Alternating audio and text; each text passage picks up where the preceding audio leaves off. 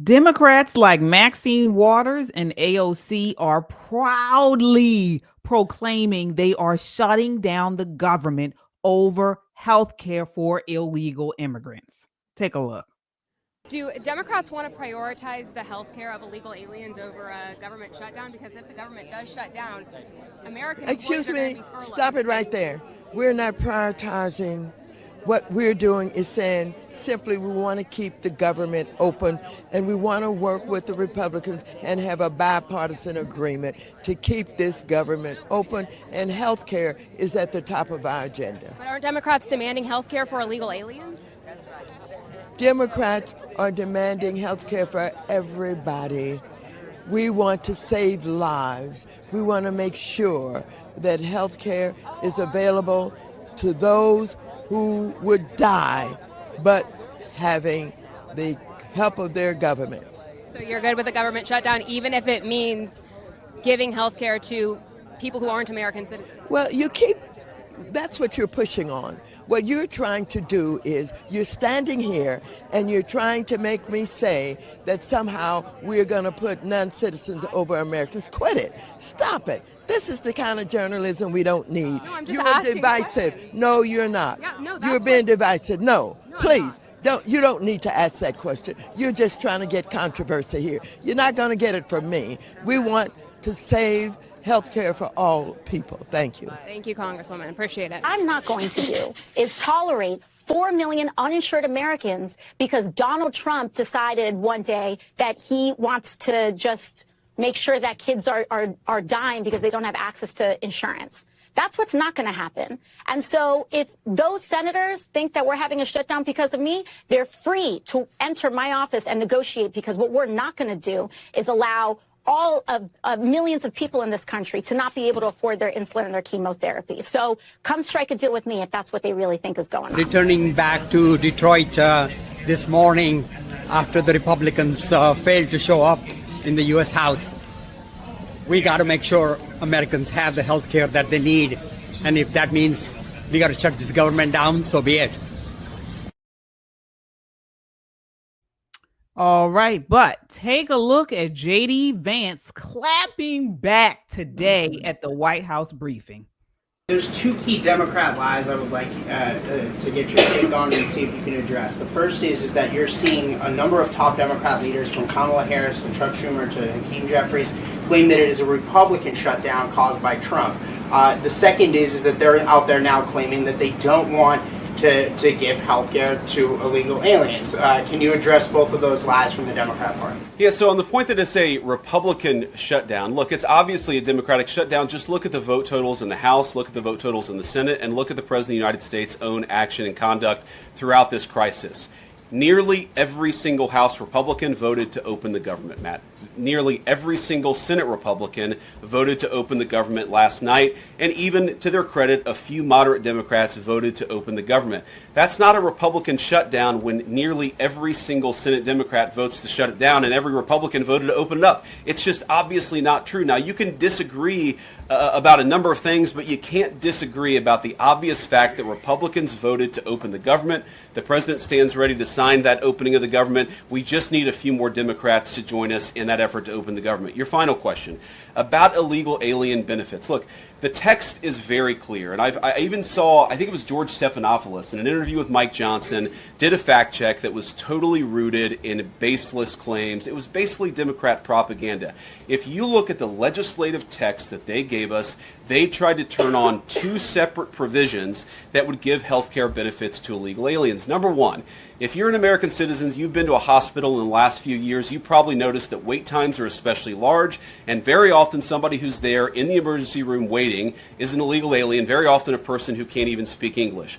Why do those people get health care benefits at hospitals paid for by American citizens? The answer is a decision made by the Biden administration that the Trump administration, working with congressional Republicans, undid. We turned off that money spigot to health care funding for illegal aliens. The Democrats, in their legislative text, want to turn it back on. That's one thing. The second thing, Matt, is we all know that there are various ways in which the Biden administration waived away illegal immigration status. They gave parolees, they gave asylum asylum claims to people who weren't really claiming asylum. And when they waved the magic wand of amnesty, giving millions of people legal status even though they were in the country illegally, they also gave those people access to health care benefits. So what the Democrats are engaging in is a sleight of hand. They're saying, no. Those weren't illegal aliens who were getting health care benefits, even though everybody, knows they were in the country illegally. It's a lie told by the Democrats that they're not trying to give health care benefits to illegal aliens. It's a lie that is obviously untrue if you just look at the text that they gave us, and all you have to do is understand that this is about who benefits. All right, everyone. It is Wednesday and it's time for Pop and Politics. I'm KJ. Let me introduce you to my co-hosts. Of course, we have Nicole Bennett. Hey, everybody. And Shelly E. Hi. All right, folks, we've got a full show tonight. So before we light this fire, do your part, tap that thumbs up, smash that subscribe button, and turn on your notifications. We're live here on YouTube and Rumble. If you're on the go, you can catch us on Apple Podcasts or Spotify under the name Pop and Politics. We love our chat. We've got the best chat on YouTube, folks. And I see you guys are already lighting it up. So again, but the best way to get your thoughts heard and to show your love is to super chat. So join the conversation that the mainstream media wishes didn't exist. This is not just a podcast. This is a movement of God-fearing, truth-seeking, America-loving people that value freedom. Stand with us and subscribe so we can amplify this rallying call for freedom. All right, ladies, let's set it off. So much to cover tonight. I want to start out, before we get into this shutdown, I want to let you guys know what we're going to talk about. We're talking about tonight what's on deck, the grieving father in Charlotte. If you guys have heard, his daughter was brutally murdered by a repeat offender. We're going to get into that tonight. We're also talking about Joy Reid. She goes on another clueless rant. We're going to react to that. We're also going to talk about the Heritage Foundation's fellow and friend of the show, Delano Squires, and he schools leftists on marriage and family. And then lastly, we're going to get into Steven Crowder. He started back up on the college campuses. He's taken the mantle that Charlie Kirk put down, and I think it's a beautiful thing. So we're going to get into all of that. But right now, let's talk about these Democrats doubling down on the shutdown. Shelly, what did you think about what we saw at the top of the show from Maxine Waters, AOC, and I can't remember the other guy's name, but they're all Congress people. Ro Khanna. Yeah. Thank you, Nicole. Yeah. Maxine is mad. Okay, that journalist just pissed her off. She didn't know. I thought she was going to fall or shake too much, but she was going to fall, maybe hit her head. I was hoping that didn't happen, but she is certainly mad. And you know what? They are going to be even more upset, more angry, because I know the polls show right now that people are blaming, for the most part, a majority are blaming the Republicans because the Republicans are in charge. But I think the longer this goes on, they are going to blame the Democrats, and rightfully so. Yeah. Nicole, what are your thoughts on what we saw with these Democrats doubling down and openly admitting the shutdown is about securing health care for illegals? That they're not honest and unserious, as President Trump would say. When you look at AOC filled with all of her Jasmine Crockett head waving and finger rolling, talking about what she won't stand, honey, not only are you going to stand for it, you're going to like it. You hear me? It's coming for you. You're going to enjoy every moment of it. There's not a thing you can do, and there's not one senator on the Hill that's going to come looking for your dusty ass to talk to you about a negotiation. You're in the House. You have not yet been elected to replace Chuck Schumer. Remember who you are. You're there to represent us, not us representing you. See, the thing with some of these Democrat politicians is they say, we need a win. Then this is what this is about for them. They need something to take back to their base and say, aha, look how hard we've been working for you, because their poll numbers show consistently that their own people are saying, you guys aren't doing anything. You're not fighting hard enough. You haven't brought anything back to us. The truth of the matter is the clean CR that the Republicans put up, not changing anything from the Joe Biden budget. It's the budget that they love so much, they rammed it down our throats. They're not asking for one nickel less or one nickel more. What the Republicans said, let's just kick the can down the street. Let's just give yourself some more time so we can talk about it, think about it. No. They don't want that. They want the show. So if you want smoke, Donald Trump's got it for you. 48 more hours, what you're going to see is more rifting. Go back, take that back home to your Democrat constituents. There's going to be a bloodbath when OMB comes through and says, you, and you are now jobless because of this Democrat shutdown. And there's nothing they can do about it. Trump walked them right into a trap and they fell for it. Good for them. Well, Speaker Johnson is here in this next interview, and he's breaking down what really happened with this shutdown. This is clip 3. Take a look. Here are facts. Here are the facts. The proposal does not provide health care for illegal immigrants. Illegal immigrants cannot buy health care under the Affordable Care Act. They cannot receive health care subsidies. No. Illegal immigrants are ineligible for Medicare, Medicaid, and the Children's Health Program. The Democratic bill does not make them eligible. It does, actually, because what it does is it unwinds the changes that Republicans put into the big, beautiful bill, the big signature legislation that we passed and signed into law on July 4th. That has been very successful in shoring up Medicaid for the people who are actually eligible to receive it. What we did in the bill, and the CBO just verified this 3 weeks ago, the Congressional Budget Office, the nonpartisan arbiters of everything up here, they said that those provisions have helped to reduce premiums. Why? Because we got ineligible recipients off of Medicaid, illegal aliens, and able-bodied young men who are riding the wagon who are not eligible to be there. Medicaid is intended for specific populations of U.S. citizens. That is young, pregnant women who are down on their luck, the disabled and the elderly. Those resources are being drained from those folks, and so we fixed that. We reduced fraud, waste, and abuse in the program. Chuck Schumer's counterproposal on the CR would reverse that. That is a simple fact. The CBO did not say that about illegal immigrants. You've made. All right, so I want to unpack this because I want everyone watching to be able to understand what is actually going on here. And Speaker Johnson was absolutely right.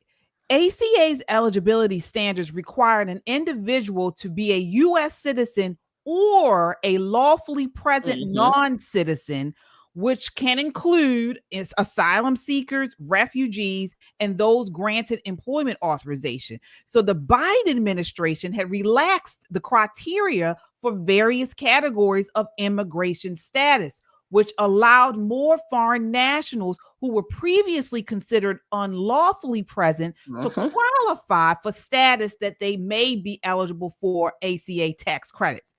And so this, and help me ladies, if I'm explaining this correctly. So what they're doing is this CR is putting the big, beautiful bill took all that away. And the Democrats want this CR to bring it back. Is that right? Basically, they want illegals to be able to receive this Medicare or these funds, again, regardless of their status. But you also have to remember that illegals will receive Medicaid, if you will, by virtue of emergency care. And those women who are pregnant, even if they're illegals, they can qualify for some programs via Medicaid and all of these other subsidies and state, I forget what they call them, block grants, things like that. Keep in mind, regardless of the funding, I keep saying this, regardless of the funding, whether it's federal or state or they make a joint venture, it's taxpayer money. It's our money. I don't care what black pot it comes from, what kettle it comes from. It's taxpayer money. Call it what you want. It's taxpayer money, and they should not be getting it. This also goes into, not this particular bill, but the fact that pregnant women can get it if they're illegal just because they're pregnant and other criteria they may meet under the state part of the provisions. Keep in mind that this all feeds into this birthright citizenship, the anchor babies, things like that. This is why we need to don't necessarily isolate all of these bills and policy. Think of them as how they overlap with other policies and other bills or other laws that are being, reviewed at the Supreme Court. These things impact Americans primarily. First and foremost, they will impact us, and it needs to stop. Yeah, we have a super chatter here. So before we go on here, before I get you in on this, Nicole, thank you so much. All right, we have Wanda Sanchez with the $5 super chat. Yes, says you are the best channel out there, best host, best content. Thank you, ladies. Thank you, Wanda. That is so very wonderful. Yes, that is. So, Nicole, I want to ask you because, okay, we all agree that we don't believe illegal immigrants, non-citizens should get health care. But is that heartless? You know how the left is saying, is that a situation? The left is trying to push a narrative that a health care is a right. And, if these people are here, whether legal or illegal, and they have some type of health issue, health situation, it's for the better good, or that they get health care. What are your thoughts there? No, you want to know what's heartless? $900 a month premiums for insurance with a $10,000 deductible, and deductible applies to everything except for your annual wellness exam. Try that for a young person, a single person who's just trying to maintain their health, who may have a little asthma, a little high blood pressure, whatever it is. We're asking our newly employed youth to come up with that kind of money. So this illegal immigrant, this DACA person, this anchor baby, if you will, can be insured. It happens all of the time. It happens very much in healthcare. And what you see, like they do in the District of Columbia, they move people from one silo of money to another silo of money if the feds are looking at how many illegal people are collecting a certain amount of healthcare benefit. So they'll move they call them young children without healthcare, illegal children from CHIP over to a private state-run program still using federal dollars. It's a shell game of the highest order. These people aren't dumb. They've been shamming the government. They've been on the grift for a very, very long time. But as an American citizen, I'm going to tell you, me and my $1,200 a month insurance, $1,200 a month insurance. I had to use an EpiPen today, a $700 EpiPen. Prior to the ACA, the EpiPen was $40.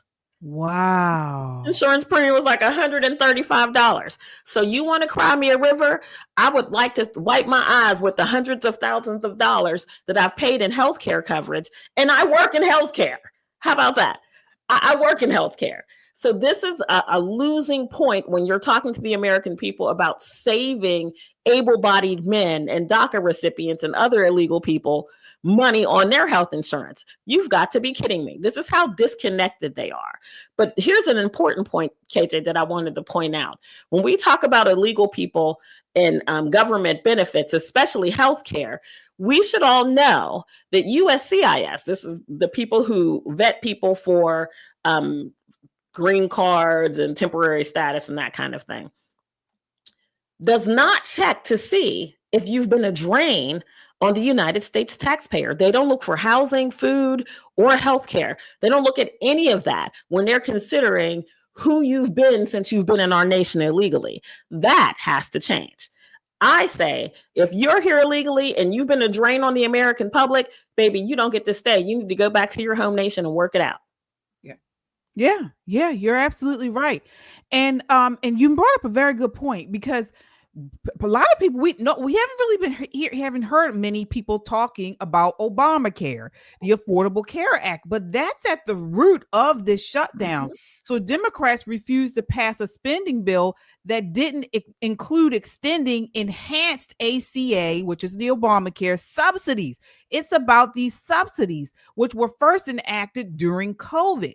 So back in 2021, as part of the $1.9 trillion American Rescue Plan, they passed these subsidies. They extended it through 2025 by Biden's Inflation Reduction Act, and eliminated income caps for subsidies and made them more generous.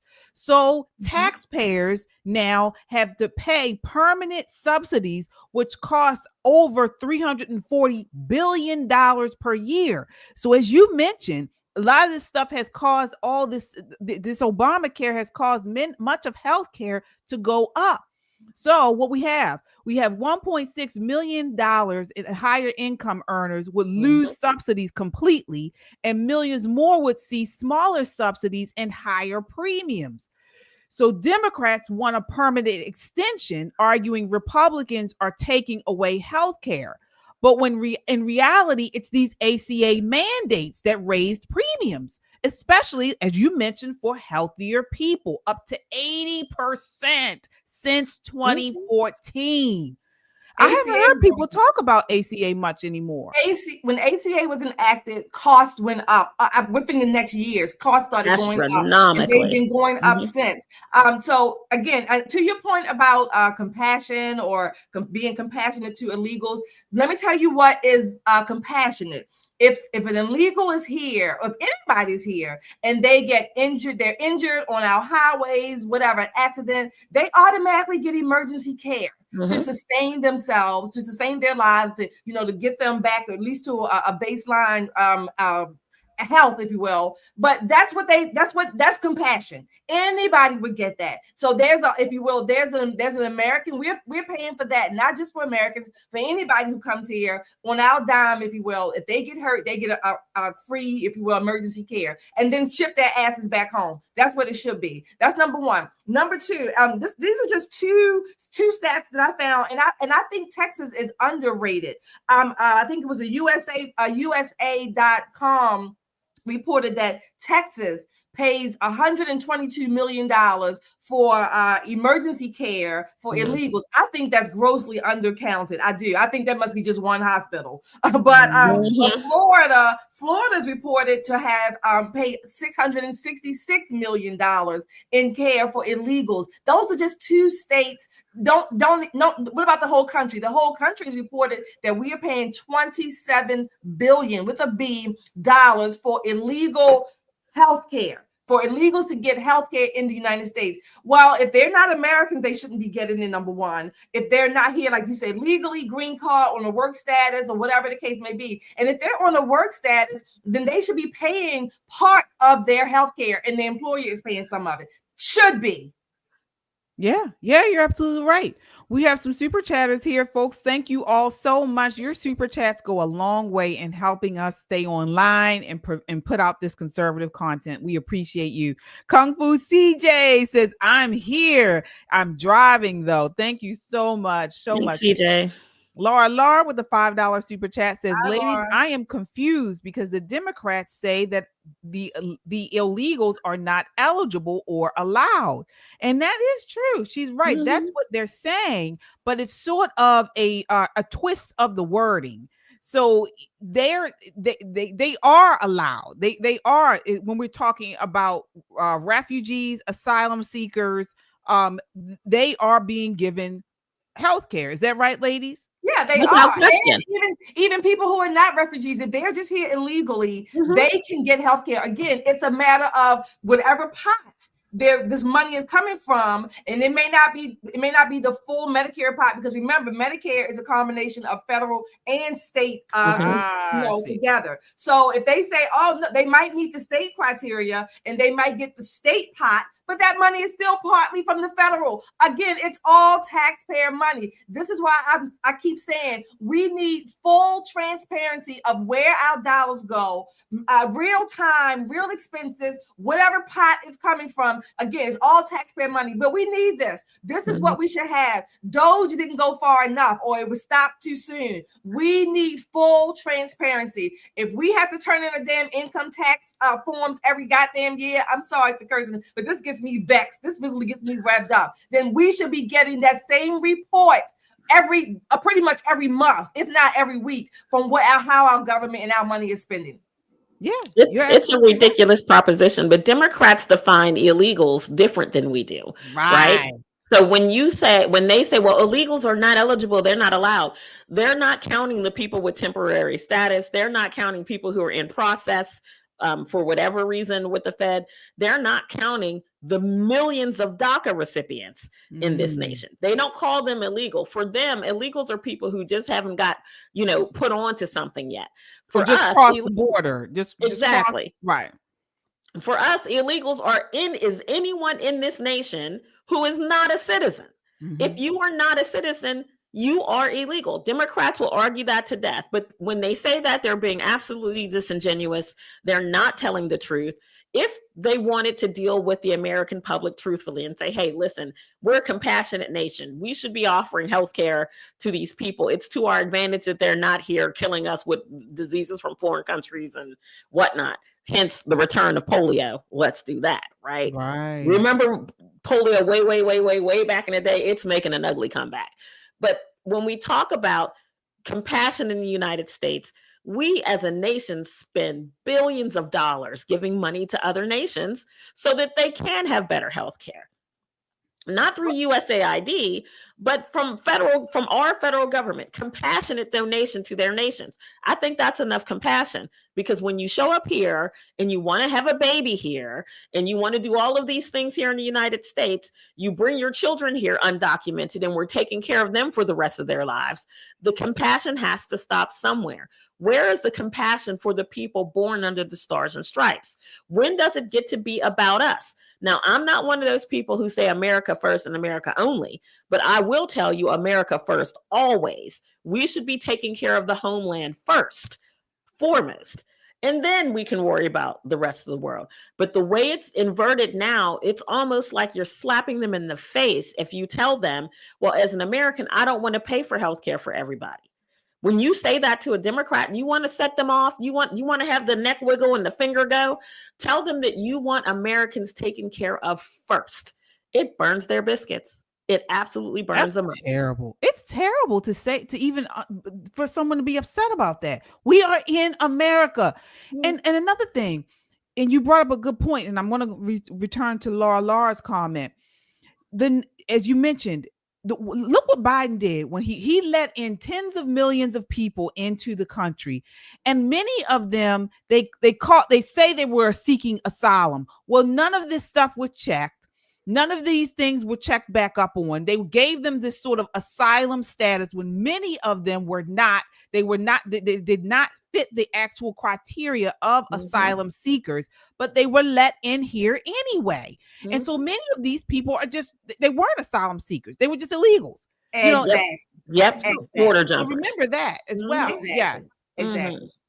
All right. And one other thing I want to ask you all before we move on here is another thing that the Democrats are doing is they are trying to blame the Republicans for this not passing by saying, hey, the Republicans controlled the House, the Senate, and the White House. So they're the ones who should be blamed for this shutdown. What do you say to that?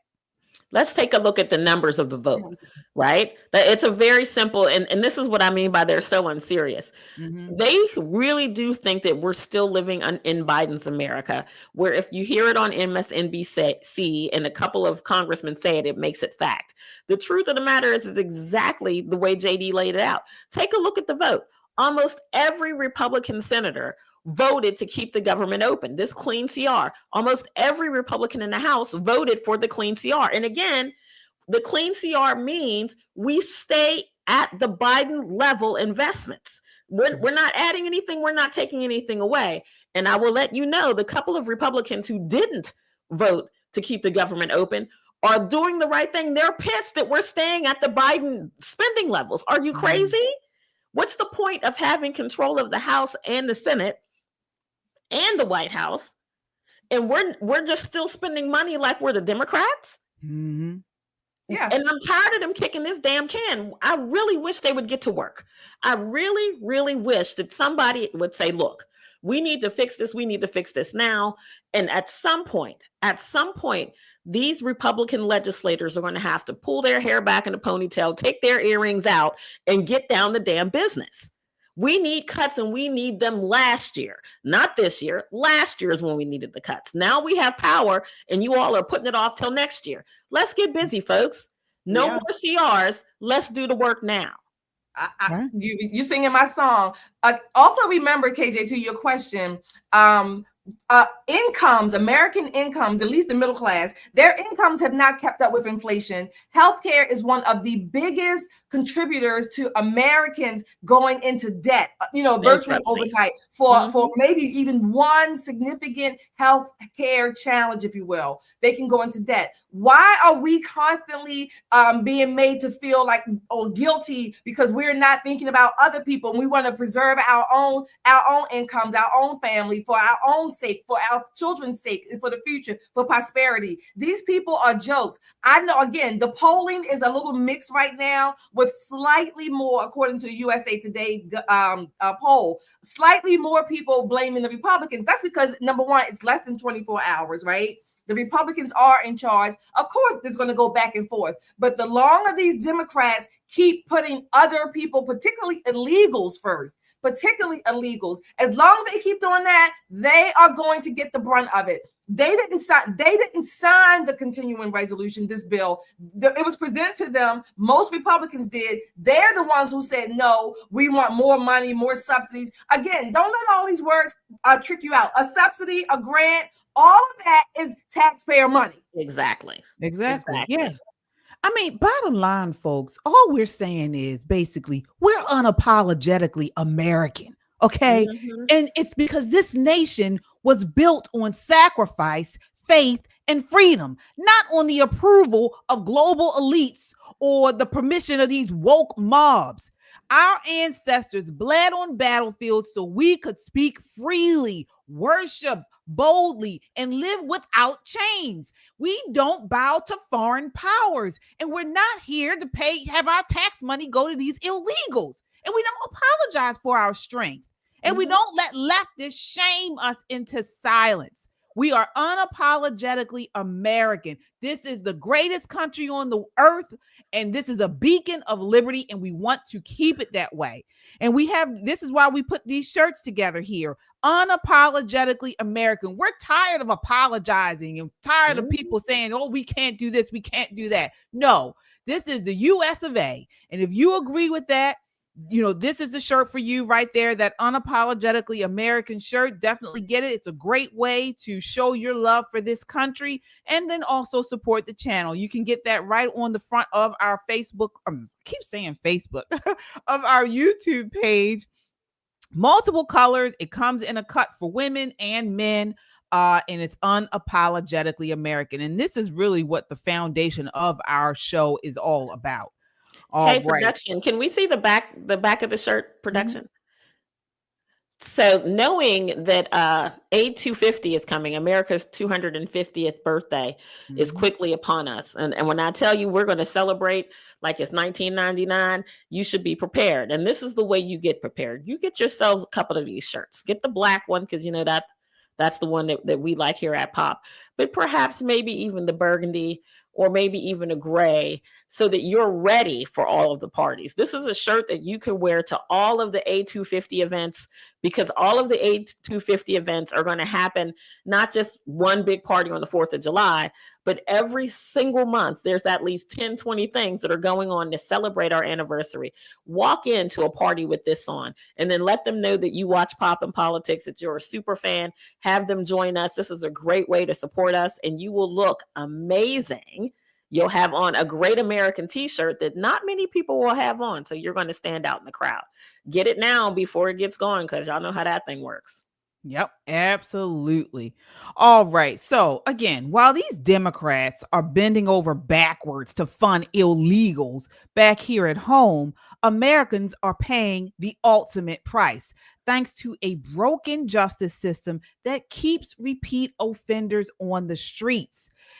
You take a look at this heartbreaking testimony by a Charlotte businessman, Stephen Federico. His daughter was slain by a repeat offender, and he is mad, and as he should be. This is clip 5. Think about your child coming home from a night out with their friends, laying down, going to sleep, feeling somebody come in the room and wake them, and drag her out of bed, naked, forced on her knees, with her hands over her head, begging for her life. She was 5'3". She weighed 115 pounds. Bang! Dead. Gone. Why? Because Alexander Devontae Dickey, who was arrested 39 times, 25 felonies, was on the street. You will be sick and tired of my face and my voice until this gets fixed. I will fight until my last breath for my daughter. Stop protecting the people that keep taking them from us. Please. Oh my gosh. I can't even imagine. That he was talking about was Logan Federico, a 22-year-old college student at the College of Charleston in South Carolina, was fatally shot during an attempted burglary at her apartment in May. According to authorities, she was dragged naked from her bed and executed by a gunshot at close range by the intruder. The incident occurred in the early morning hours in downtown Charleston, where Logan was asleep with her boyfriend at the time. The suspect, a 32-year-old repeat offender, was arrested and charged with murder, first-degree burglary, and possession of a weapon during a violent crime. He has an extensive criminal record spanning over a decade. I mean, folks, we have heard this story over and over again. 39 prior arrests and 25 felony charges related to burglaries, larcenies, and other violent offenses. Despite his history, he had been repeatedly released on bond or reduced charges by the judicial system in South Carolina. Prosecutors noted that in one prior case from 2014, he faced potential 20-year sentences for first-degree burglary and grand larceny, but avoided significant prison time. My heart goes out to this dad. I can't imagine. But we heard the same thing with the awful train stabbing of the Ukrainian girl. Yeah, Irina. Mm-hmm. Yeah. What's going on, Nicole? What's going on is this is exactly what happens when we care more for the rehabilitation of someone than the punishment of the criminally insane, right? 39 arrests. I don't think he spent more than 7 years in jail, let alone a prison.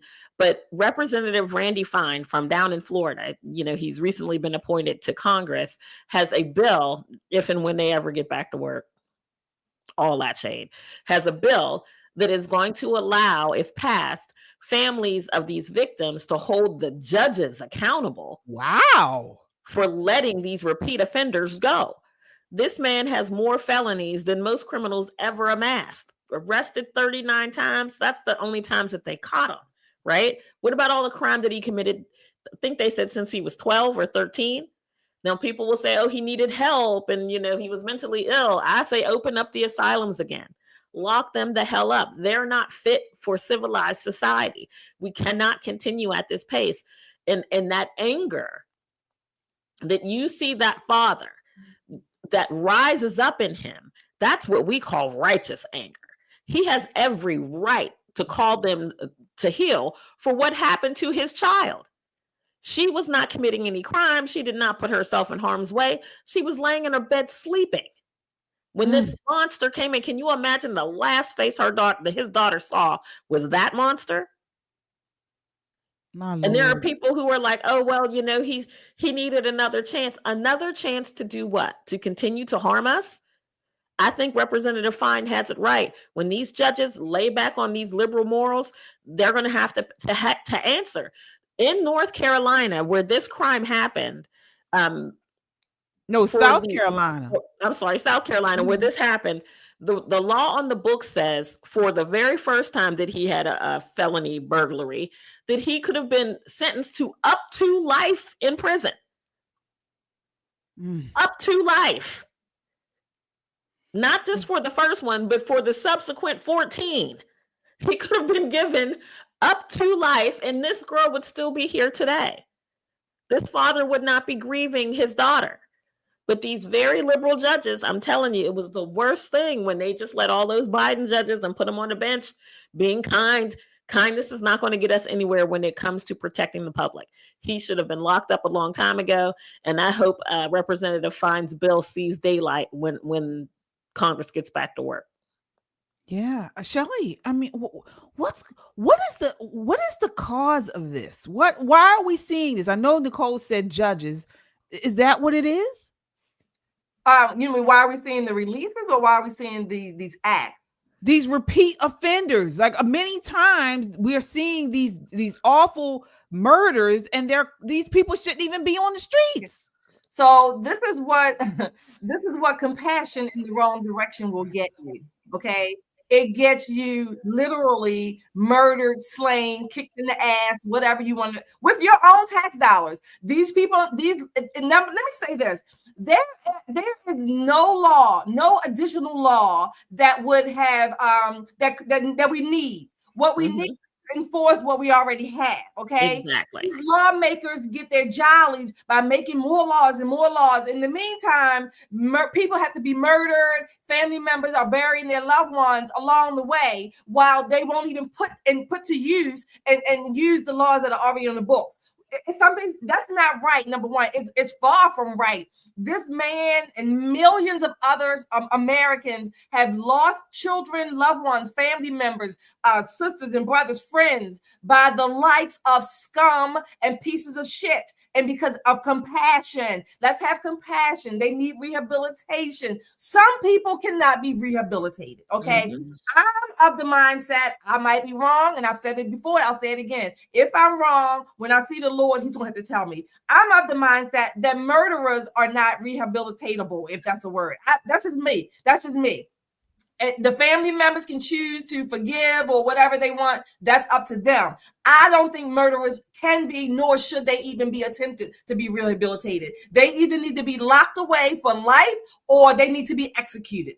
Plain and simple in my book, because innocent people are losing their lives. Why should these jokers go and get 3 hots in a cot on our money, for the rest of their lives? I know, and not only our money, the money and taxpayers of the people that they murdered, the family members. They're still paying taxes for them to get fed and clothed and housed on their state, or whatever the state prisons may be, or the federal prisons. This is ridiculous. But again, it goes to show, again, not just one policy, look at how they overlap, because how we vote, who we vote for, the issues that we're voting for, these all impact us. And in many cases, we have voted, we are basically voting our own demise in many cases.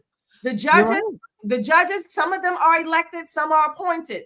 I'm at the point now where I don't care what position it is. But if you're on a taxpayer position, a taxpayer office, there's no such thing as lifetime appointment.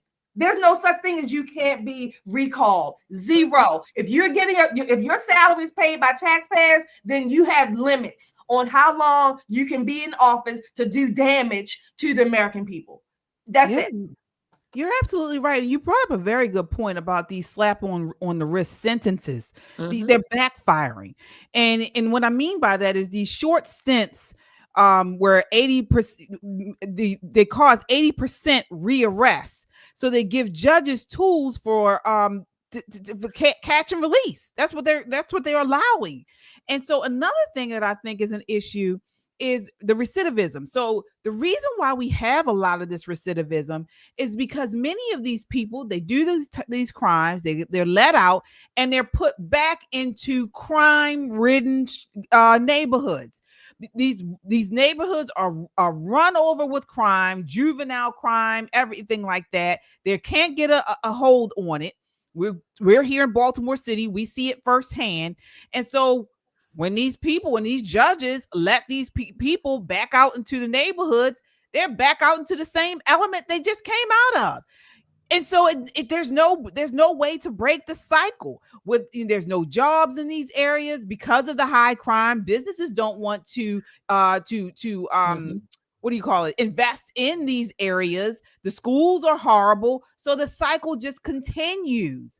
And something needs to be done about this. It really does, because the victims, and you mentioned it, Shelley, Black and brown people keep voting for these Democrats to continue putting these people in place to let the criminals loose. So, and they're the victims. We get a super chatter here. Thank you all so much, folks. As you come in, please hit the like button. It helps to get this video out in front of a wider audience. I know sometimes you watch and you get into, the show and you forget to hit that like button. Hit it. Hit the like button and subscribe if you haven't done so. What are you waiting for? Again, this is your home. We are God-fearing, truth-seeking, America-loving people. We value freedom and we love this country. Hit that like button and subscribe. Sandra Wright with the $5 super chat. Thank you, Sandra. All right. Wanda Sanchez with the $5 super chat again says, been in hundreds of press conferences and they lie. The hypocritical, hyperventilating, virtue signaling, pearl clutching left make me sick. They make me sick too. I have to try to not to kind of step away a little bit because I get so upset with them. Chadwick says, I am pro-life and pro-death. All right. Yeah. And folks, I don't know if anybody saw this, but the Pope has been going viral today over his comments about the death penalty and pro-life. So we are really going to get into this tomorrow on Christian Conservative. Definitely check us out there. Check me out on Christian Conservative tomorrow. We're going in on the Pope and all his comments that he has recently made. They are not conservative. This Pope might be worse than the last one. Okay. We're going to go in. So check me out at KJ Christian Conservative tomorrow at 9 p.m. You made me think of that, Chadwick, when you said that, because it was sort of along the same lines of something he said, and it was ridiculous. I want to hear from the Catholics on this one. All right. So moving right along, we got to move on to Joy Reid. All right. This woman, take a look at what she just said, and let's talk about this. This is clip 6. Is that if you go back before the 20th century, there were no income taxes, there were no regulations on business. You could earn as much money as you want, leave 100% of it to your children with no taxes. Right. That's the world they want back. And to get it back, they need society to change. They need people to be less modern. They need people to want fewer things. Where's the problem? Where's the problem, Shelley? I'll take some of that.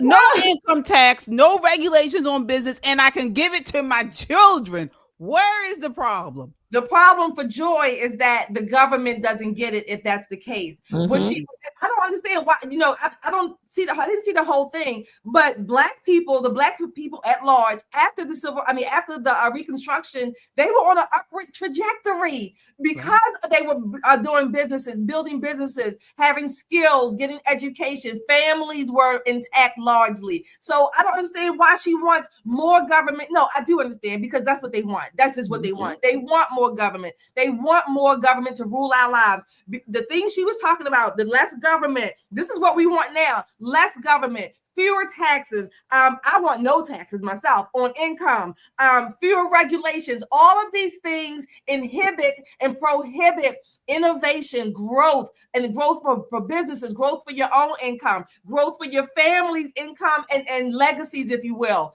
Joy Reid, she's already a multimillionaire.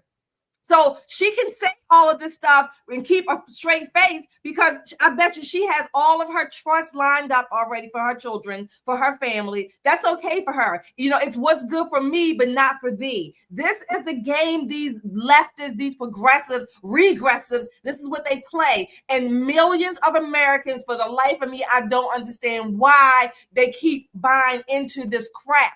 All this, everything that Joy Reid is saying, what she wants, it's going to keep you poor. It's going to keep you ignorant. It's going to keep you in crime-infested areas. It's going to keep your children ignorant, but you're going to still pay for it. You're going to pay for them to keep getting dumbed down in public schools. You are going to pay for it out the yin-yang, while the Joy Reids of the world keep going on with their lives, making legacies and having guarded and gated communities for their children to keep the likes of you out. They're full of shit.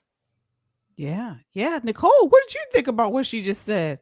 Listen, for the very first time, I agree with her. I love all that stuff. Let me tell you.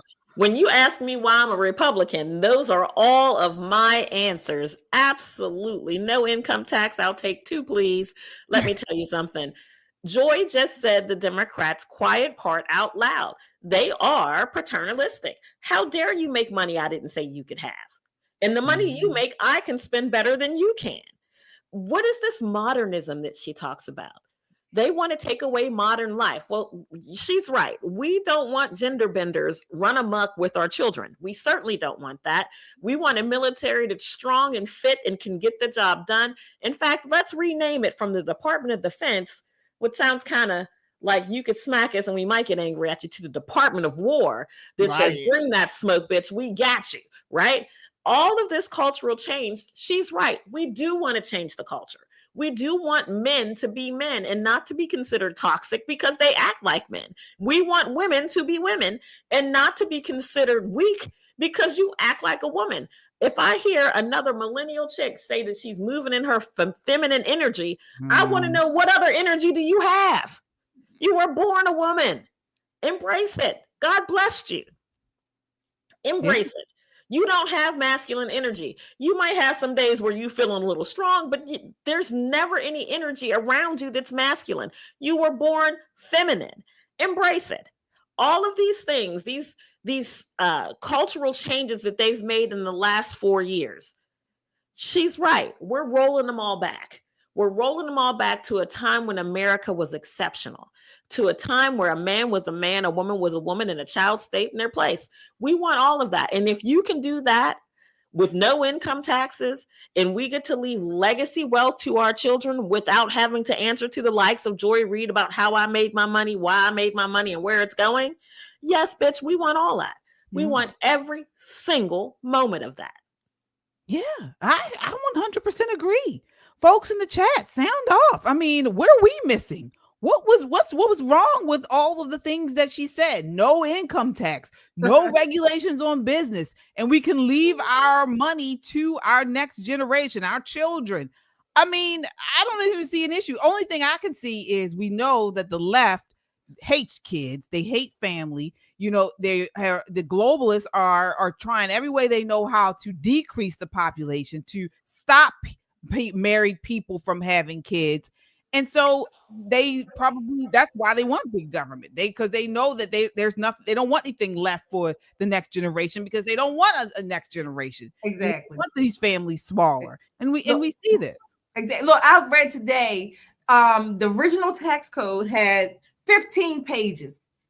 15 pages. Today, our tax code is over 75,000, according to some, depending on what statutory regulations you include, right? 75, I can't even do the math. 75,000 from 50, or 15 from 75,000. Can't do it that quickly. But nobody knows what it is, or you have to pay out the yin yang to get the professional that can, cross every T and dot every I. That's time. That's the one thing I wrote down with all of these regulations, laws, things like that. It takes time away from you, because you have to spend the time that you would otherwise be spending, maybe building your business with your family, whatever, working in your garden, whatever the case may be. You would spend that time trying to make sure that you are not breaking any kind of laws that nobody can understand, even the people who wrote them. I bet you the average congressman cannot tell you what the tax code says. They may not even know what it is, but yet they can pass all these laws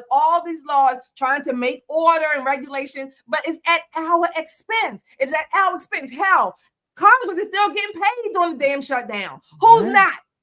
It's at our expense. Yeah. Yeah. And like you mentioned, Nicole, I mean, what is it? They said within the next 24 to 48 hours where they're going to start doing massive layoffs. I mean, this is about to get real. They're going to do mass firings, will begin in a day or two. They said, from the OMB chief, Russ Vought, told House Republicans. So it's a beautiful thing. I mean, so this is what's so funny. And well, I don't mean like funny, haha, I mean like the irony of it. You saw Democrats on all the talking shows for the last couple of days talking about how Donald Trump, the great deal maker, couldn't make the deal, couldn't close the deal, all of these things. Let me tell you how hard Donald Trump trolled these fools. He trolled them so hard. He actually had them vote against their own budget to shut down the federal government, made up mostly of Democrats, so that he could, by law, according to regulations, which they love, riff the rest of the people that Doge was trying to get rid of in the first place. And he told them that he was going to do it before he did it, and they walked right into the trap. He walked right into the trap. But I love every minute of it because our federal government is bloated. It has been bloated for a very long time. They need to reduce the force. There's no reason for us to have millions of federal employees. We don't need that. And that's not being cruel or heartless. If you qualify for a federal job, surely there's something in the public sector that you can do or private sector that you can do. May not pay you $350,000 to answer the phone, but you will find some gainful employment somewhere and some meaning in life outside of bilking the taxpayer, right? As angry taxpayer. I still feel bad. I don't feel bad for them. Do not. No, do not. Not nowhere. Well, let me tell you who I do feel bad for, because again, this goes back to Congress. This is carte blanche. As much as, again, I can blame the Democrats for the shutdown, but I am really upset, and I hope more veterans are, that in about day 15, veterans and military people or military active duty won't get paid. Why the hell should our military not get paid and Congress is still getting paid? That shouldn't happen. If you want to sponsor a bill, if you will, put in the bill that if there's a shutdown or furlough, whatever, then Congress doesn't get paid either. Why should those jokers get paid? They can't even give us a damn budget in a regular year. This is the thing. And someone is bringing that bill to the floor that I can't remember how long they said if it continues, that Congress would not collect a paycheck either. But here's the thing. This is the thing, KJ. And the reason why I don't have this compassionate heart for these people who got rich on a taxpayer dime doing very little work. When you think about the opportunities that they have had throughout the course of their career to leave the government service and do something that actually brings value to their lives, that may not pay them as much, but gives them an opportunity to make money elsewhere, they whiffed on it, because 100% of will tell you, oh, we got this government union and the Fed can't do anything with us. The president can't do anything with us. You saw that shortly after Donald Trump was elected, and they had their union representative on every talkie that he could get on, talking about what the president could not do, would not do. And Donald Trump has made them eat every single one of those words. Every time that there's a downturn in the economy, one of the ways that they get the economy to rise again is by creating federal jobs, right? So they hire a bunch of people, so it boosts the economy. Now, that's not to say that we have work for these people to do. They're creating jobs. I'm going to say, great. Now that we're over that economic hump, these people need to find actual jobs, not continue to sit on the dole of the taxpayer. But Nicole, I agree with you there. I agree. But not every government employee is one that is just not working or sitting on the taxpayer government dole. There are some really hardworking people. I know some. I think all of us know somebody that has gotten laid off within the last year or so. Sure. And and some of them are patriots. Some of them are patriots. And they talk about, hey, I agree with President Trump. I voted for President Trump, but I'm a hardworking government employee. Right. And nobody expects to go to work. I don't think they look at their jobs as ones that are taxpayer money. At least the ones that are working hard. They know this is a job that they may have worked for many years, and they are hardworking people. Right. So I'm not saying that they're not, but these are the people that I'm saying. Fault. It's not their fault per se. It's our government largesse. Yeah, right. In our government. It's the people we elect in office that keep putting these agencies in effect, making all these jobs and these or whatever vacancies or whatever. First of all, the government does not create jobs. Jobs need to be competitive for the marketplace. Exactly. The government can only take taxpayer money to quote unquote fund any position. This is what, and not only that, most of the bureaucracy is at the top. It's largely the workers, if you will, at the bottom. They're the ones, again, like most Americans, they get the brunt of whatever happens. Yeah, because they're the ones getting laid off, not the ones at the top. And again, I think it should get smaller. Don't get me wrong. Our government needs to get smaller. But the policies and the processes that have led us to this point, those are the things that need to go to hell and high water. Well, granted, but this is my point, KJ. If they are, this is what I said, if they're hardworking people, then they should not have a problem building that bridge and finding regular work, right? They should not have an issue. If you busted your hump, you know, and for whatever reason didn't see yourself as somebody who got paid by the taxpayer, I'm gonna leave that there. That's easier said than done. I'm gonna leave that there. That's easier said than done. I've been laid off twice in my. I've been laid off twice in my life.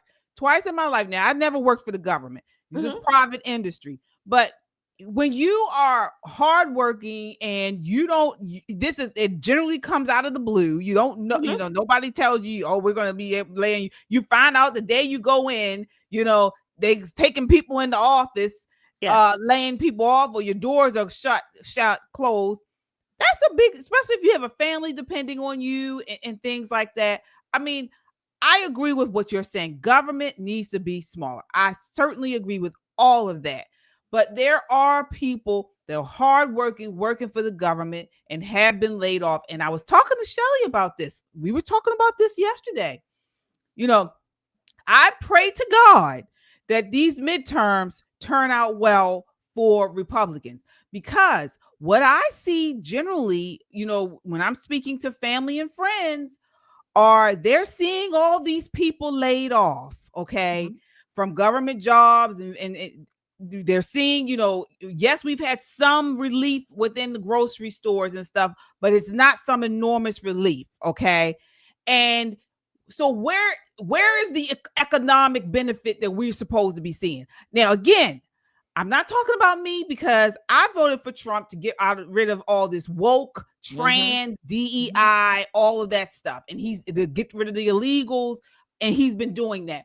But the everyday American is looking for economic relief. And all they are seeing and hearing on the news are people being laid off. Where is that money going, though? We aren't receiving any stimulus checks. So, yes, they are making government smaller, but where is the money? Americans need a refund check every damn month. A refund, not a reimbursement or a subsidy. It's our money. And I was talking to Tyrone was saying earlier, you know, Trump, again, I voted for Trump. I'm not regretting that. I will vote for him again. I'm just saying, I'm not regretting that. But we do need to start focusing more on the economics, and so that the American person, the American people, the average American can have some tangible things that they can point to say, okay, this is making it worth my while, if you will. I want a damn refund check every month. I want a refund. Every profit that the government makes, which they shouldn't have a profit because they ain't do nothing to make a damn profit. They're not in the business of business. It's my money. It's my money. It's your money. It's KJ's money. So I want a refund check every damn month. All of these trillions and trillions of dollars or savings that are coming in, Americans, we should start seeing that. Yeah. Well, this is what I think. I think there are certain things that have happened that have made personally my business life better and my personal life better. But I also know that there are, and I don't mean to sound conspiracy theorist type person, but there is still very much a deep state with these regulations that aren't laws that absorb a lot of these savings. Then when you take a look at something that's about to happen, if I can give you a little peek into the future, is the deal that Trump just made with Big Pharma. He says, I won't charge 200% tariffs on your products if you charge the United States the same price that you charge Europeans. Mm-hmm.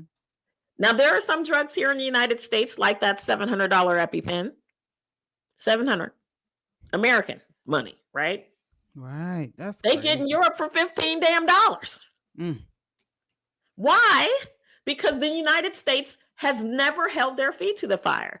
Finally, guess what's going to happen? They're holding their feet to the fire. And there's going to be a website, I think, for Medicare recipients called Trump Pharma, where they can go onto that website and see the prices from what they used to be to what they are now. So when you talk about people seeing tangible results of this administration, when you go from paying for your Solo Star pen or your Lantus pen for your insulin for your diabetes, when you go from paying $115 a month for that to $3 a month for it, and you're going onto a website called Trump Pharma, yeah, baby, you're going to feel it. I love it. I love it.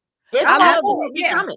I cannot wait. But I'm going to tell you, don't get me wrong, I too have been laid off. Healthcare has layoffs just like everybody else. But here's the difference. I got laid off with a skill set that got me another job inside of 24 hours. Right. If you're a hardworking Fed, you can get another job, whether you get on with a contractor or a private business that does the same thing that you did then. But that's not who we're talking about laying off. When we talk about these, the contractors are being laid off too. They're losing their contract. The federal contract. Again, this is a mindset. I think we were saying this too. This is a mindset. Whether it's federal workers, contractors, the mindset of too many Americans are, okay, I'm going to get the government, whatever the government funds or whatever, taxpayer funds. So the mindset needs to change. Like I don't blame anybody. Don't get me wrong. I don't blame anyone for going to work and, like you said, doing a good day's work hard. Most of the federal workers or government workers, most of them, they just believe that they're going to work and doing whatever they're getting paid for, right? That's like you saying, KJ. But the mindset comes from behind that is I'm working for the government and my pay is guaranteed. My benefits are this. Well, they don't think in terms of the American people are funding their job. They don't think in terms of that because they don't have to compete for anything for their damn jobs. Right. Well, we will continue to follow this shutdown and see where this goes. But again, we were talking about Joy Reid and her disgusting mouth. Let's turn the page and talk about some strong voices fighting back with facts and faith. And one of them is the Heritage Foundation fellow Delano Squires, who recently went toe-to-toe with leftists on C-SPAN about marriage and family. Take a look at this next clip. This is clip 7. Washington, D.C., good morning. Good morning. Earlier in the interview, your guest mentioned the Moynihan Report. As I recall, the Moynihan Report said that unless the government invested heavily in the black family, and that we would never get out of the situation that we were in based on racism. Also, I'm assuming he knows that. Also, what about all the money that black families have lost based on racism? And I mean based on redlining, based on the higher money they have to spend on loans, based on the higher amount of money they have to spend for their insurance and everything else within their community. That has been tallied up into the billions. So instead of him asking or talking about what black families should do, maybe he should look at what the government isn't doing. Biden had money for students and took, well, not students, I should say families and children, excuse me, who he gave funds to, and 50% of children out of poverty, he lifted them out. And, of course, the government decided we couldn't do that. So, again, and my last question to him, since he's a member of the Heritage, he's also, I guess, a promoter of the Project 2025. And I would ask him, are you a DEI hire for Heritage? Since that seems to be all right, Anwar. Let me answer the second question first, right? In terms of being a DEI hire, there's no part of me that believes that. I have the respect of my colleagues. My work stands for itself. As I said, I've been writing about these issues and thinking about these issues since I was 15, but even in official capacity for over a decade. But it's interesting that some of the same people who say that black folks need DEI and celebrate DEI will use DEI as a way to insult black people with whom they disagree. I find that actually odd, quite interesting. But to the substance of his question, again, we come back to the same issue which is the notion that Uncle Sam, the government, is a suitable replacement for a father in the home. So it's always, well, why isn't the government doing more to support families? And again, most means-tested welfare programs do not go to married couples. So whenever someone is making the argument for more government aid to help families, they're making the argument that elected officials and unelected bureaucrats are a suitable replacement for a man in the home. That's a position that I cannot and will not take. And to his point in terms of government, bad government policy, I'm not making the argument that government policy has always helped the black family. What I am saying is that when racism was overt, more black children were born to married parents. And in addition, what I'm saying is that regardless of what government policy is enacted or who is in office, I would much rather have 75% of black children born to married parents than to have 70% born to unmarried parents. All right. All right. Loved his response there. I want to get you ladies to respond or react. Before we do, I think we have some super chatters that I missed. Thank you all so much. All right. Did I get everybody? Oh, maybe I did. Okay. Oh, here we are. Laura with the $5 super chat says, thank God for you ladies for bringing out the truth. Thank you, Laura. We appreciate you. Kung Fu CJ with a $5 super chat says, there is no statute or code that says you have to pay income tax. If you find it, there is a $50,000 finder fee. Okay. All right. There he is. Tijuana Bird Jumper with the $10 super chat. Says, hey, ladies. Hi, Nicole. All right. Thank you all so much. And again, as you all come in, hit that like button. It helps to get this video out in front of a wider audience.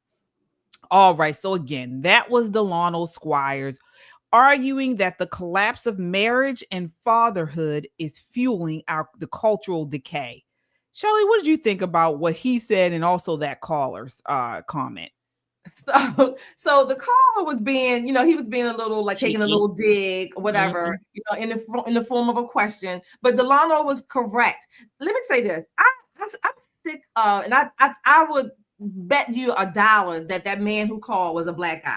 So I'm sick of these bliggers. That's what I'm gonna call them now, bliggers. I'm sick of them always looking to the government for whatever lifestyle they want to have. I'm sick of it, number one. Number two, these same bliggers never consider that for children, and again for their health and their support growing up, 2 parents are better than 1. Okay, it does not mean that your single mom or your single dad, for that matter, did not do a great job. They did the best that they could, but that does not negate the facts that 2 parents, which has been the case since time began, are better for children's health outcomes, academic behavior, income stability, religious and spiritual teaching, if you will, all of that. They don't want to address that because they look at everything comes down to, oh, this black guy, he's talking about me, so he must be a DI or Uncle Tom. They go back to racism. The same bliggers keep doing the same thing, and that's why then they want to say, well, the government didn't do this for us. Which is it? You want the government to do this, or they're not, and then you blame them because they're racist, systemic racism, because they're not. Which is it? It doesn't make sense, Bligger. It really doesn't. It just does not. I'm sick of it. I am sick of it over top of my head. I'm sick of it. I agree, Shelley. I can't stand the smell of a Bligger. I can smell them coming from a mile away. I don't even have to see them. As soon as I can smell them, and then they start opening their mouths and they make me sick. And he was a quintessential Bligger. Okay, that's what he was. And I want to get you in here, Nicole, because they tried to corner Delano with loaded questions, but he responded with truth and common sense. What are your thoughts? Listen, I am so blessed. I am so God blessed with friends who have a mastery of the English language and can, if you bring smoke, baby, they will smoke show you out of town. And Delano Squires is a gentleman scholar. He is very, very bright. I too am a member of the Heritage Foundation, proud and loud. And I will tell you that Delano Squires is nobody's DEI hire. He's usually the smartest person in the room. Mm-hmm. You wouldn't know that because he's not the type of guy to bash you over the head with how much he knows. But you call him a DEI hire, he's going to giggle at you like, look, I've been doing this since I could read and put sentences together, since I could conjugate a verb. I know more about building Black families than you do being in a Black family. Delano is absolutely the truth. And he has a way about him that kind of gives you pause. Mm-hmm. There aren't many political commentators that have that. Ian Rowe is another person who has that. Reason and Logic, two other dudes, Black men who have that thought process that they cut you up into little pieces and you don't even know you've been cut. It's like paper cut torture. You bleed to death, but you don't know it until later on. Delano is that man. But I will say this, Delano is absolutely pro-family. Right. He is pro two parents because studies have shown that children do better in two-parent households. And as Shelley said, that's not to knock the people who are killing themselves doing it on their own single. But let me tell you, Black wives matter, right? Get you a wife and raise you some babies. Do the right thing for your children. Try to work it out. I'm not saying marry the person that, you know, this just happens to be in your life at this point, but be thoughtful about who you build your family with. Because the one thing the United States government has shown us that they cannot do well is parent our children. It's not designed for Uncle Sam to step in and be the father to your children or the mother to your children. Because we'll sit here and we'll argue to death about free healthcare for these children whose parents both have jobs, but nobody's contributing enough to make sure these kids get what they need. They'll talk about the food insecurity of these children and they'll say, oh, well, you know, dad's only paying $200 a month in child support. Well, that's because he has another family with somebody else. So who has to take care of him? The government. We weren't always this way, people. This is not the way we used to do it. Government has stepped into our lives and became so big that they squeeze family out. But the absolute honest truth is we learn government in our families, right? Where you have somebody who runs the household. Hopefully that's a very good point, Nicole. Yes, it is the first introduction of structure and government, the nuclear family. But they want to get rid of that, and they want to push this degenerate, perverted type of government on us, where we are always have our hand out. And this is what I'm so sick, and you put it right where you needed to, Shelley, with the bligger. The bligger is a parasite on society, and I'm sick of them who always they begin and end every discussion with, well, why didn't you do this for me? What happened to this? What happened to that? I'm owed this. I'm owed that. It is sickening. It is sickening. I remember I told you, I've said this story before, how we were at a Trump rally, the Trump rally in Philadelphia. We were standing in line trying to get in. Line was all the way around the block. We were right at the door about to get in. There were some counter protesters out front. It was a group of bliggers. And one of them came up to me and says, oh, sister, I can't believe you're at this rally, sister. What about reparations? What have they done for us? I went off. I lost it. I lost it because I was like, why are you always begging? Yes. Why are you always begging? And sad to say, it's usually male bliggers. Yes. Yes. Don't let them come up to my car when I'm driving. Okay. If they don't get out of my way, I might damn near run them over. I'm serious. I can't stand it, KJ. I cannot stand it. You know, I can't stand when a man is asking you for money and begging for money. Now, granted, okay, I know people can fall on hard times, okay? But there's like my grandmother used to say, there's a pie factory down the street. McDonald's is on every corner. You can have some dignity doing that. You know what? My last resort is always what? You know, you can sell yourself, okay? But I say AJ, that's my last resort. But again, these people, they get on your nerves. Remember, I'm going to go back to Obama. I think it was his second term or the campaign, and they showed the video of the life of Julia, where they were all praising this single parent woman or whatever, being single from cradle to grave, and she got this good government job, all this stuff.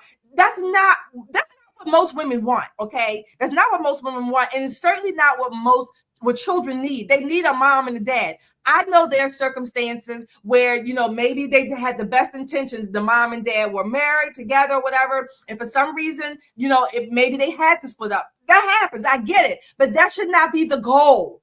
You don't start with that. That's not where you start, particularly not for children. And another thing, if you cannot feed your child, if you can't even feed yourself, you shouldn't be having children. You shouldn't be making them. No, you should not be. You need to be taking care of yourself. If you don't have a place for your child to lay his or her head, if you don't have food for him or her, clothing, shelter, you should not be making babies. That's all I'm saying. I take it forever you want it. I'm not saying go and suck your child down the sink either once the child is there in the womb. I'm saying you shouldn't even be making them from the beginning. If you cannot take care of your child, your family, then you should stay single until you can get to that point. Because children, they're not cheap, but guess what? Ultimately, they are human beings. They have basic needs, and children are notably selfish because all they think about is themselves. They don't care that you don't have whatever designer jeans you want. All they want is when. They want milk, they want the nipple, they want whatever, they want the pacifier. If you cannot provide those things, and if you have to rely on the other people, taxpayers, whatever, to feed your child, then you should not be making children. And it's not Christian. It's not Christian. The Bible talks about this. A good person leaves an inheritance, and that's primarily directed towards the male leader of the family.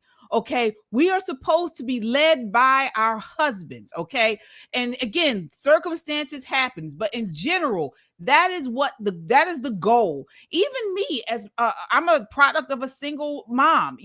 She always instilled in us to get married, have children. This is not the way.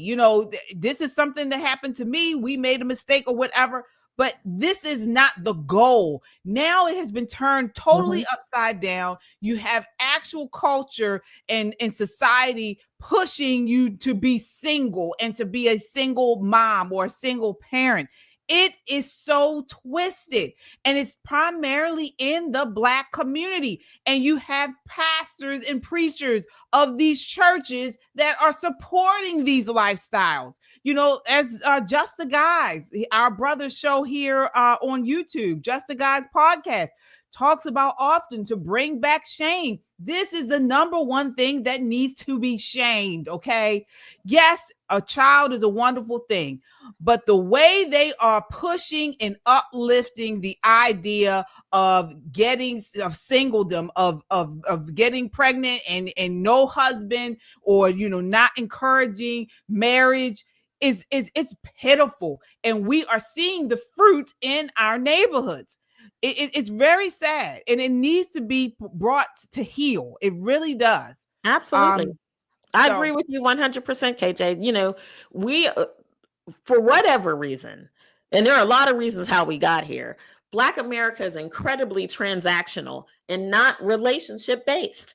They're looking for what do I get because I'm Black in America. There should be like a laundry list of things that I should get because I'm Black in America. That is not the way to build a family. That is not a way to build a community. And we were not always that way. And when you talk about, God and religion, when you look at some of these churches, they're all thunder and lightning and no rain. They preach the gospel of prosperity, but they don't preach the word of God. And when they do try to preach the word of God, they mix in their own personal politics, therefore diluting the word of God so that people aren't getting fed. What they understand is if I pay this 10% tithe, you're going to tell me I'm going to be blessed by the end of the week. Transactional, not relationship-based. Not relationship-based. And everything we should do in this plane should be relationship-based. based. This is not a time to be checking your list. Well, I'm Black, I should get a car, I should get a house, I should get health care. Stop making babies you can't afford. Shelley's right about that. It's 2025. You only pregnant because you want to be. Right. This is not like the early 50s. It's 2025. You're only pregnant because you've chosen to be pregnant. Yeah. At this point, you have to make better decisions or suffer the consequences. It's funny that they really hate being transactional when it's carrot and stick. Do you know what I mean? When they made a bad decision and then now they got the consequences, suddenly they want to be in relationship with the U.S. government, who's going to come in and feed their children and offer them health care and shelter. They get to a point where they're so militant that they say, I can have as many kids as I want. Don't you tell me your morality. I can have as many kids as I want, and you, taxpayer, or you're going to take care of them. You're going to take care of them. You see these on TikTok all the time. When they talk about welfare reform, they're on there talking about, me and my 8 kids got $7,000 of food stamps, and you can't do a damn thing to stop it. Just keep working so you can continue to pay. Right. Transaction. Wow. KJ, you said something. Super chatters here. Oh, I'm sorry. I want to say, go ahead. Yes, thank you so much. We have Tijuana Border Jumper says, someone asked me for cash the other day, said he was hungry and his dog needed food. He was able-bodied. I offered to buy the dog food and him food. That MF cussed me out. I don't hand out cold hard cash. Wow. Thank you so much, Tijuana Border Jumper. Omari McKay says Delano Squires, a man on fire. No trick from pop and politics. Right. Absolutely. Chadwick says, understood, KJ, your mother was a rare find. There is no spirit of Naomi and Ruth anymore. Mm-hmm. Men see themselves in younger men. They will give them the game. Women see themselves as younger women. Oh, all right. Thank KJ, you. I want to say something. Very good point. KJ, you mentioned 2 things. First, I want to respond to Tijuana. Tijuana, did you ever think, why do all these homeless people have dogs? But anyway, but KJ, to your point about you see a lot of these bliggers, they happen to be men. I find it ironic. Isn't it ironic that during the welfare era, they were convinced to leave the home? The men were, right? They were largely convinced to leave the home, leave the family. Okay, fine. You can argue with that. I'm just saying they were. But now you see more men seemingly that are homeless with dogs begging. Well, it could be something to do with vets. You know, a lot of men some of them are vets, but not all of them. Oh, okay. Yeah, I just don't understand why the dog got to be homeless too. You see what I'm saying? Yeah, there's lots of loving homes for dogs. I just feel really bad for people who are battling mental illness and we don't have a place for them. Thank you, ACLU, for doing that, right?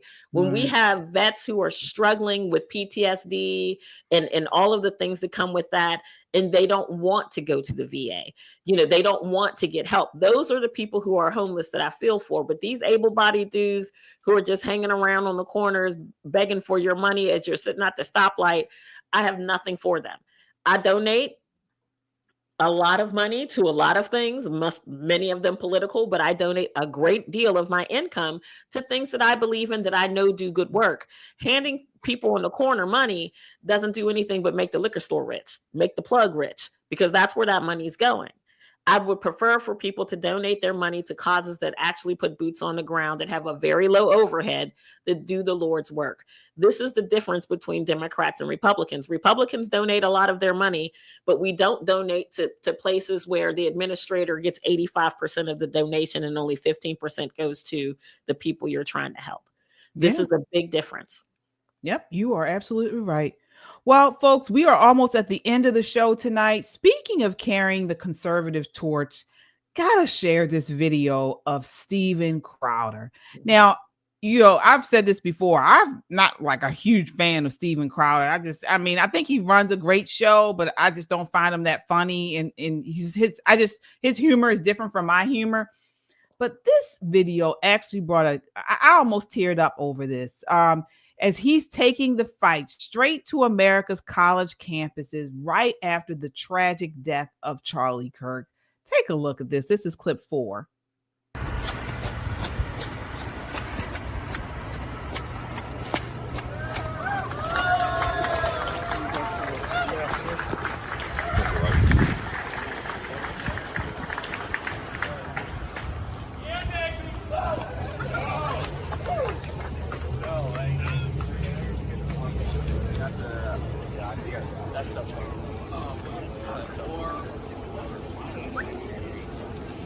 Let's go!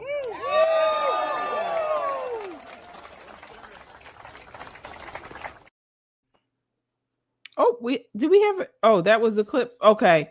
Yeah. So was that the full clip? I guess that was. Okay. Yeah. I thought that was really nice. And again, Steven Crowder, he was the one who actually started the college campuses tour. And so he's showing himself. He had stopped for a while, and he's gotten right back out there. And since Charlie Kirk was assassinated, of course he's taking all precautions for security and things like that. But I just thought that was really nice. What do you ladies think about that? I've always liked Steven Crowder, and you're right. He was, he started this campus tour, the talks, things like that. I heard him, I think it was last week after the memorial service or somewhere around that time frame for Charlie Kirk, of course. He was feeling, he said he kind of feels a little guilty, if you will, because if he was getting threats, he had gotten threats, and he said if he had said more about those threats and maybe alerted people, then he was just you kind of had that sort of survivor's guilt, if you will, right? So I think he's just working through all of that. I'm glad to see him back out there. I've always just liked him. I just admire his courage. Just his go right to it, take it to the people kind of attitude. So I'm praying for him, and I hope he's going to do well. I think he's going to do well again. Yeah. He was the one who started it all. What do you think, Nicole, of him getting back out there? I love him. I always have loved him. I thought it was a brilliant idea. Prove me wrong. Step up. Bring your best argument. I think it was originally done in good nature to open up dialogue, right? Because that's what Americans should be really good at. It. You have a point to make your point. I have a point to make. Maybe we can find some common ground and advance the nation. That's the way this is supposed to work. But I also know there were significant threats to his personal safety and to the personal safety of his family, because a certain part of our nation, and I'm not going to ascribe any political party to it, they have this thing where they dox you, where they put your personal information and your children's personal information, your wife's personal information out for consumption by any Yahoo or foolish person who's willing to dig it up. And you end up like Judge Kavanaugh. You can't even get in your front door for all the Yahoos who are there, who are trying to kill everyone in your home. My right? Lord. So when you think about him stepping away to go on to even greater heights, doing podcasting and radio and that kind of thing, I get where he's saying that if he had been more upfront about some of the threats that he faced, maybe Charlie wouldn't have been assassinated. And of course, you're right, Shelley, that is survivor's guilt. But to see him back at that prove me wrong table, right? The right is violent, prove me wrong, behind bulletproof glass, surrounded by top-notch security, speaks volumes. Yes, we're going to keep talking to you. Yes, we're going to open up the lines of dialogue, but this time we're going to do it in a safer way, in a way that makes sure that all the buildings around us are swept, right? And the people who stand there, who come to talk to us, are going to talk to me behind plexiglass so I can go home to my children at night.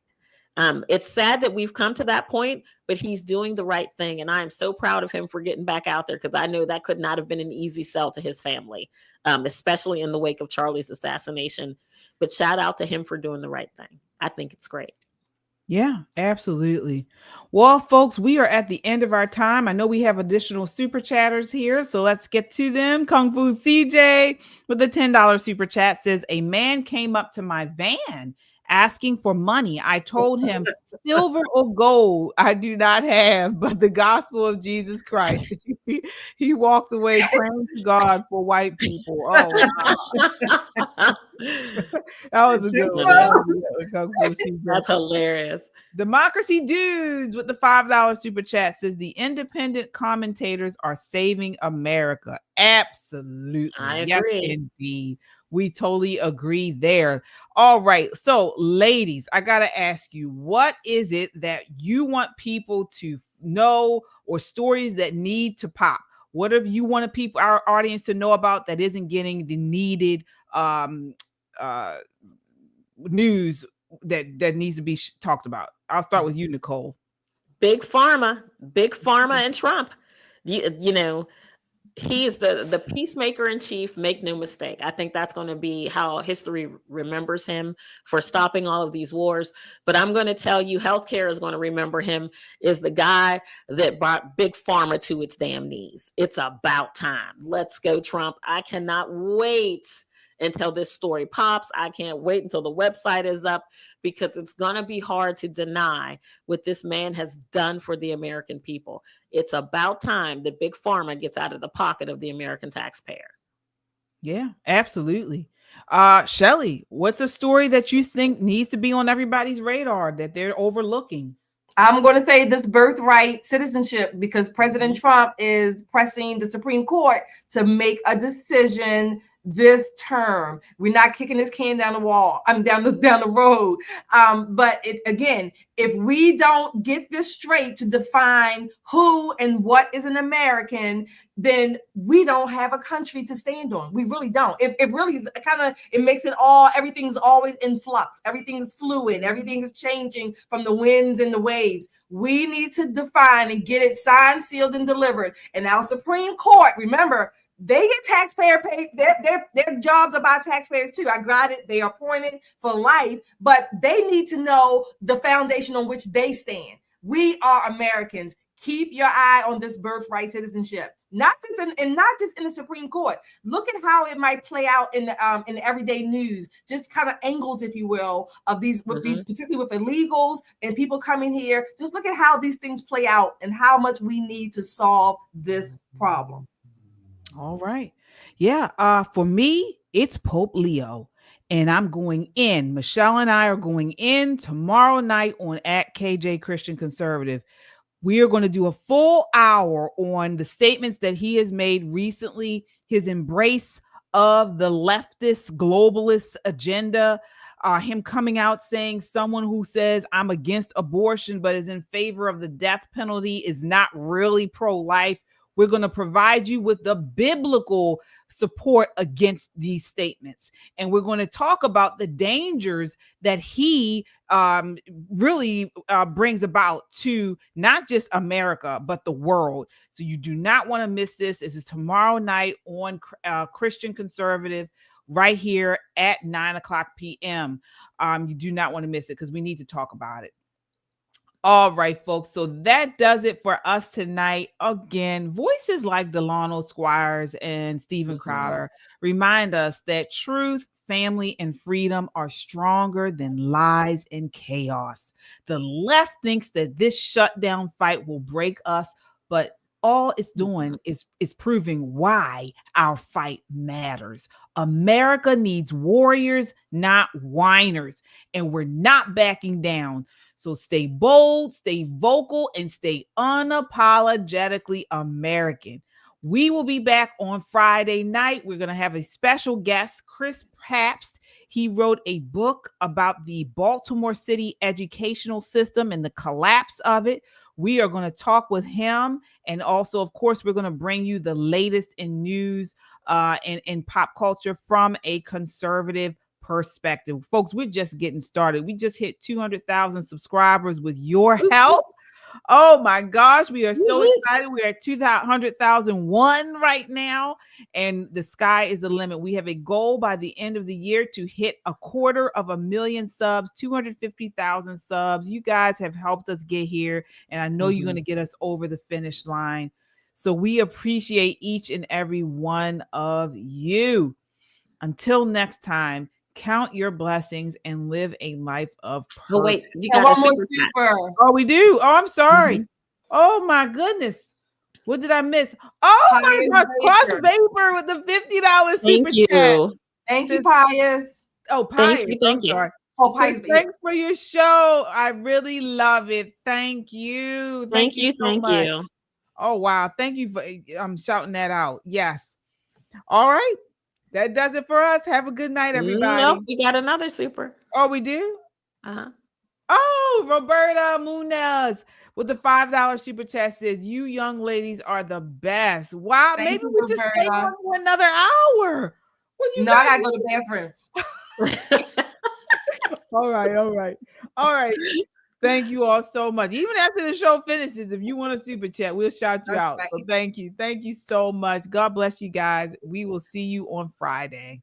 Bye, everybody. All right. Well, was it Andrew? Yes. I know this is unconventional. Is it cool if I pray with you real quick? Yeah, absolutely. We've done that several times. Dear Heavenly Father, I just thank you for Stephen and what he's doing out here, and I just ask that you can use his voice as to be an ambassador for your will. I thank you for the ability to have this beautiful day, this beautiful breeze, and have conversations out here. And I just ask that you are present with and bless everyone that is in attendance today, as well as everyone in our country, those who are struggling, and sometimes most importantly to pray for. God is our enemies and those who fervently disagree with us. Even if they want us dead, we have to pray for their salvation and for them to come around. And we just appreciate having this gift of life, that we're able to do this and able to hopefully do your will and do this in your name. We pray this in Jesus' name. Amen. In Jesus' name, amen. I apologize because I looked around a couple times to make sure no one was coming in hot. Oh, no. But Thank you so much. I Thank really you, brother. appreciate you. God bless you. I appreciate that. Thank you.